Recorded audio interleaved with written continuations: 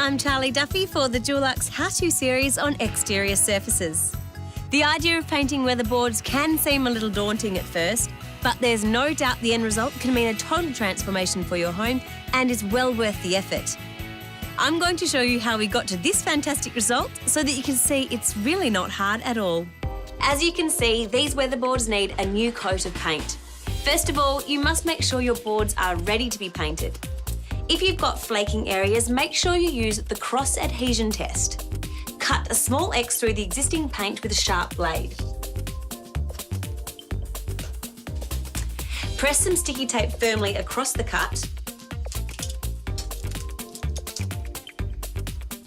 Then rip off the tape. If any paint comes off, it is unsound and should be removed before painting. Some older houses have been painted with a lead-based paint and treatment for this type of surface is more involved.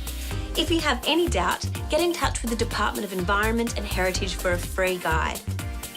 Use a broom to get rid of any cobwebs from under your eaves or around your gutters. If you're using a high-pressure cleaner, tape the lights up with plastic bags to prevent electrical damage. If you don't have a water blaster, use a paint scraper and sandpaper to remove flaking paint and a sponge mop to wash down the boards until you're left with a smooth surface. Don't forget to lay a drop sheet and tape around windows or trim.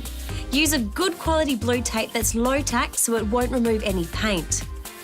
Different weather conditions can make a significant difference as to how to prepare your weatherboards.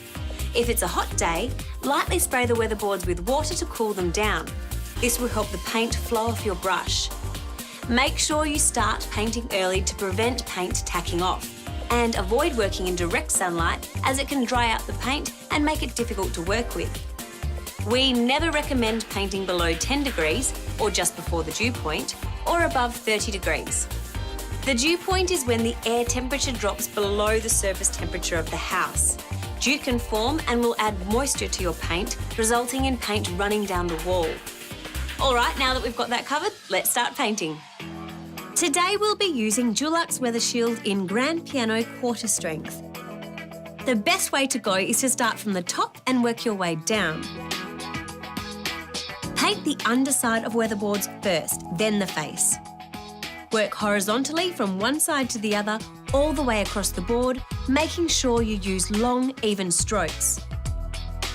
Depending on the weather conditions, you may be able to do 2 or 3 boards at a time.